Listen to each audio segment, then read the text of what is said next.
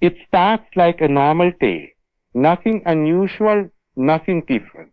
You wake up, check your phone, and follow the same routine you believe you chose yourself. But what if the idea of choice was never fully yours? What if every decision you think you made was influenced long before you even realized? This outline explores the terrifying possibility that free will might be an illusion created by layers of invisible conditioning. The hook lies in the idea that your life feels personal yet somehow predictable. As the story unfolds, small psychological cracks begin to appear. Patterns in your behavior, repeated thoughts, and moments where you feel like you've already lived something before. The deeper you go, the more uncomfortable it becomes. Because the truth is not loud, it is subtle. And in the end, you are left with one disturbing realization. If you were never fully in control, then who has been steering your reality all along? You think the world is random, chaotic, and uncontrolled. But what if it is not? What if behind every ordinary moment there is a hidden structure quietly shaping everything you experience? This outline builds the idea that reality might be layered like a system, where what you see is only the surface and the real mechanism remains invisible. The hook begins when you question simple things like timing, coincidence, and repetition in life. Why do certain events always seem to align perfectly? Why do some thoughts appear exactly when needed?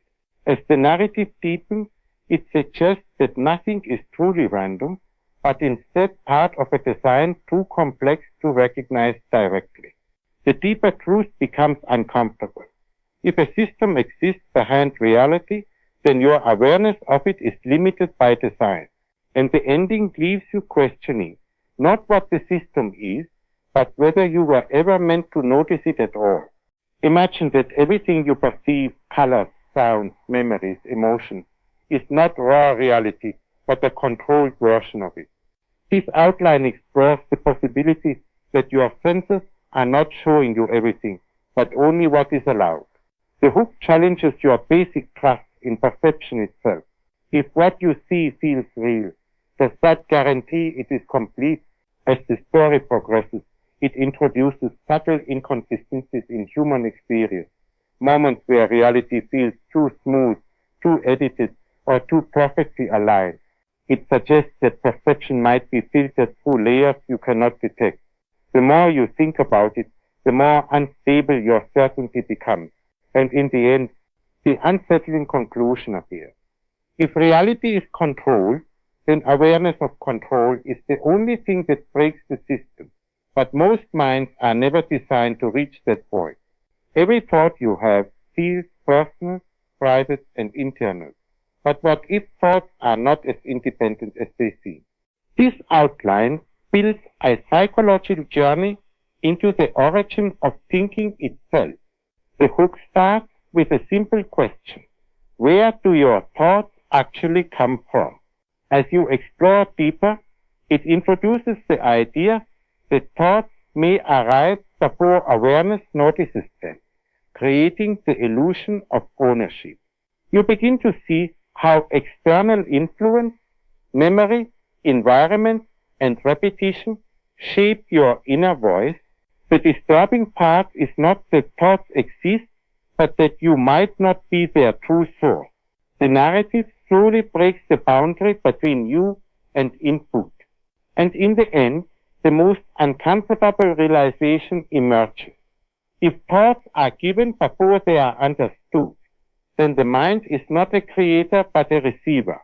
There are moments in life that don't fully make sense. Tiny glitches in memory, timing, and awareness that you usually ignore. This outline focuses on those small, strange experiences everyone has, but never questions deeply. The hook begins with déjà vu, strange coincidences, and moments that feel too aligned to be random. As the narrative builds, it suggests that these glitches might not be errors in perception, but signs of something deeper. The idea slowly forms that reality is not perfectly stable, but slightly flexible at its edges. The more attention you give these moments, the more patterns appear. And the ending leaves a haunting thought. If reality can glitch, even briefly, then what does that say about the system holding it together? You believe the world is stable, predictable, and consistent. But that belief is built on repetition, not truth. This outline explores how stability might be a psychological requirement rather than a real property of reality. The hook begins by breaking that comfort. What if stability is something your mind creates to survive uncertainty?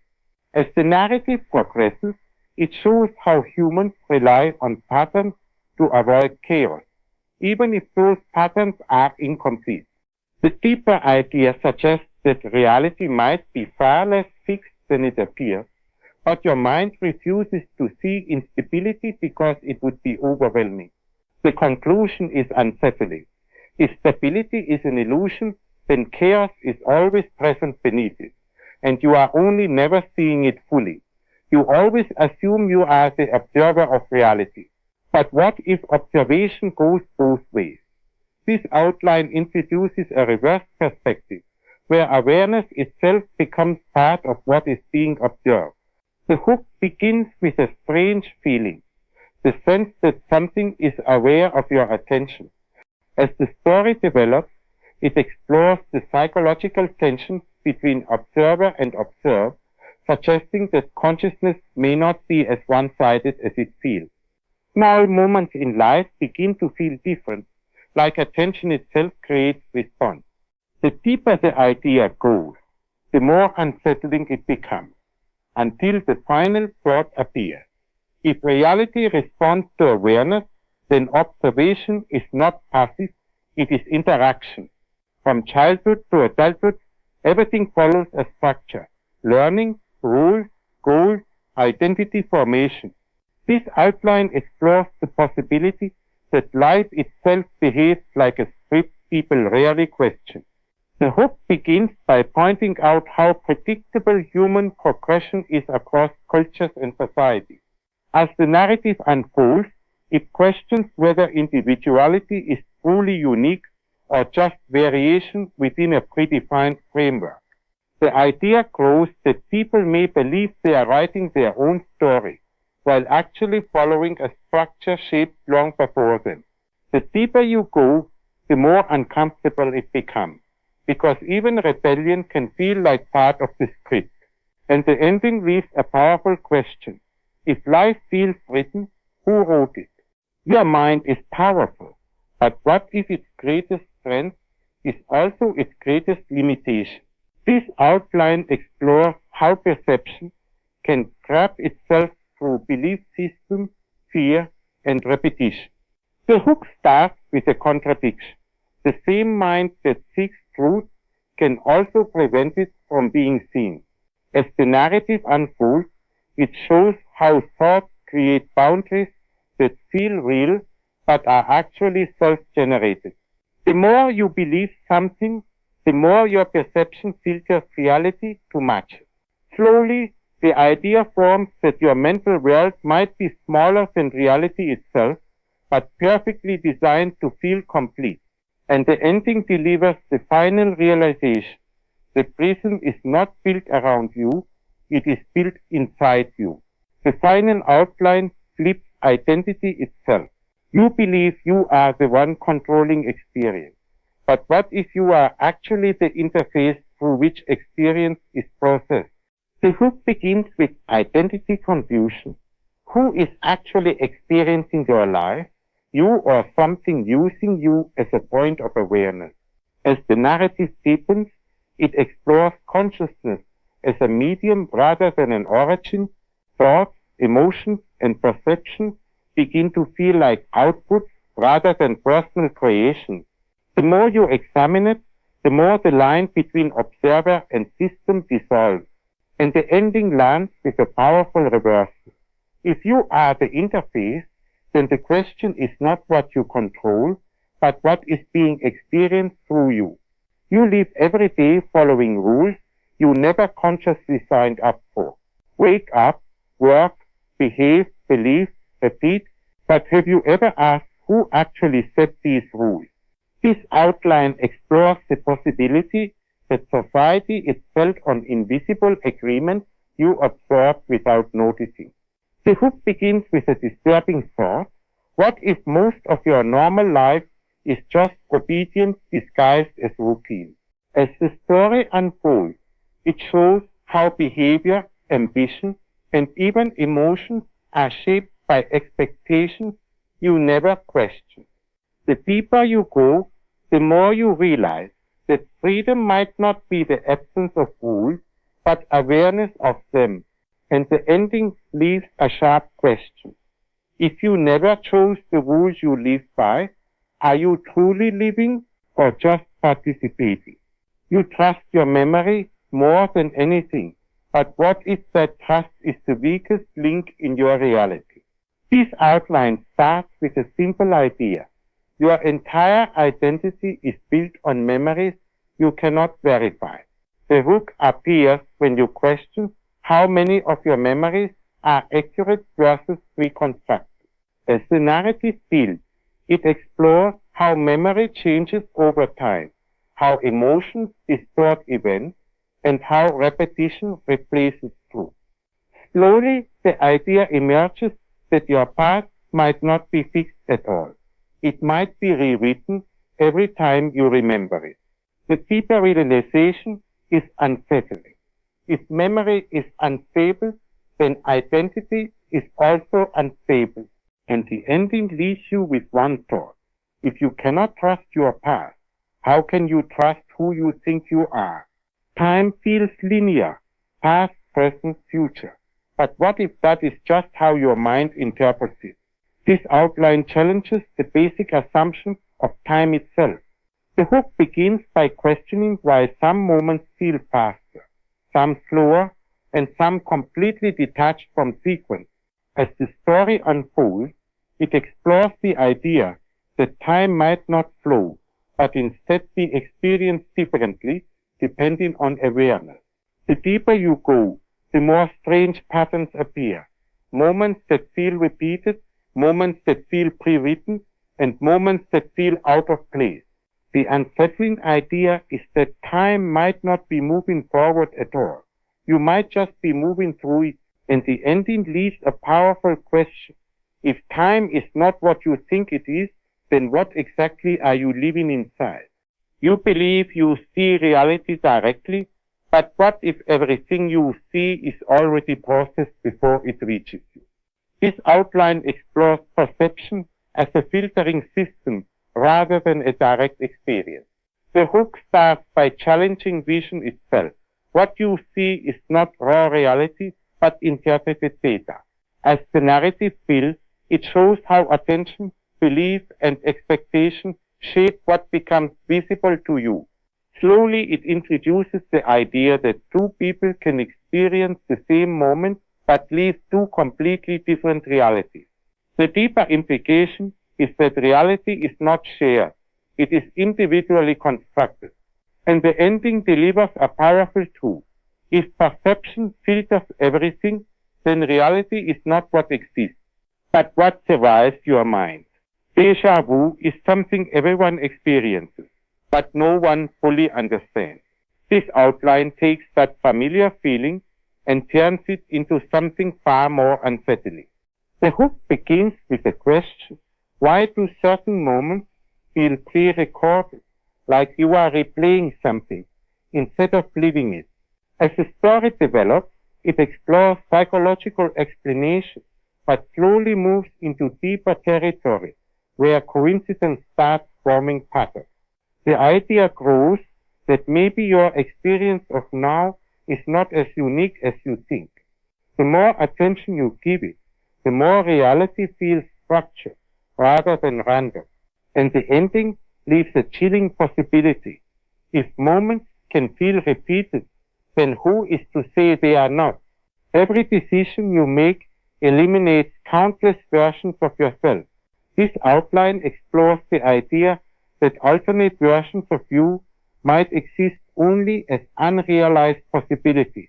The hook begins with a simple but heavy thought. Every yes is also a no to something else you could have been. As the narrative builds, it reflects on regret, identity, and the illusion of a single fixed self. The deeper layer suggests that you are not one continuous identity, but a result of constant elimination of other parts. Slowly, the idea forms that your life is not just what happened, but what survived, and the ending leaves a haunting realization. Somewhere in possibility, there are versions of you that feel just as real as the one reading this. This outline explores the strange idea that reality might not be fully fixed until it is observed. The hook begins with small inconsistencies, how things seem to settle when you focus on them, as if attention stabilizes them. As the story unfolds, it explores the psychological idea that perception affects interpretation, but pushes it further into philosophical territory. The more you observe something, the more defined it becomes, but also the more limited it becomes. This creates a paradox. Attention creates clarity, but also reduces possibility. The deeper realization is that reality might not be static. It might respond to awareness itself. And the ending leaves a powerful question. If attention shapes experience, then are you observing reality or helping create it? You didn't just watch something. Something has been watching the way you think change as you watched it. At first it felt like just another idea, just another concept meant for entertainment, something you could scroll past and forget, but that's not how certain ideas work. Some ideas don't leave when the video ends. They stay inside your thinking, quietly changing the way you interpret everything normal. And maybe you've already felt it without realizing it, that small shifts where familiar things don't feel fully familiar anymore, where your own thoughts start feeling slightly observed, slightly questioned. Because once you start questioning the structure of reality itself, you might try to ignore it, distract yourself, call it imagination or overthinking, but doubt doesn't behave like other thoughts. It doesn't demand attention loudly, it grows silently in the background of your awareness. And the strange part is, you never actually chose for it to begin growing. It just happened, like something in you recognized a pattern before your logic could reject it. Now there are two versions of you existing at the same time. One wants to close this completely, return to routine, and believe nothing has changed. The other is not so easily satisfied anymore. It notices gaps, questions timing, observes thoughts a little differently, and wonders what else might be hidden beneath the surface of everyday experience. And neither version can fully remove the other now. This is where things become irreversible. Not because of answers. Once awareness expands beyond its previous limits, it cannot fully contract again. Even if you try to forget, a part of you has already seen the possibility that what you call reality might not be as fixed as it feels.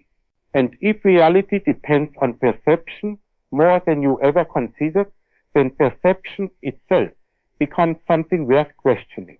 And that leads to a question that doesn't behave like normal questions. It doesn't demand an answer that satisfies it. It stays open. It follows you quietly. It appears in moments of silence, in pauses between thoughts, in the space where nothing is happening, but you are still aware of existing. If everything you experience is filtered through perception, then what exactly are you inside of it? Are you the one controlling experience, or just the place where experience becomes visible? And if even one layer of reality is uncertain, then how many layers are you actually standing above without knowing? The truth is, this was never about proving anything to you. It was never about convincing you of a hidden system or a secret explanation. It was about something simpler and more uncomfortable. the realization that your certainty was never as solid as it felt. And once that realization enters, it doesn't leave the same way it came in. So there is no final answer here, no clean conclusion that closes everything neatly. Because some realizations are not meant to end, they are meant to continue existing in the background of how you see everything from this point forward. And maybe that is the real shift. Not that you discovered something new, but that you can no longer fully return to not questioning it. So I won't tell you what to believe. I won't tell you what is real or unreal, because even that decision now feels different than it did before. Instead, I'll leave you with this one thought, not as an answer, but as something that says, if reality ever felt completely certain to you, it may only mean you were not looking deep enough yet. And if it starts to feel slightly less certain now, it may mean you already started seeing beyond what was comfortable. And once that begins, there is no version of normal that remains untouched.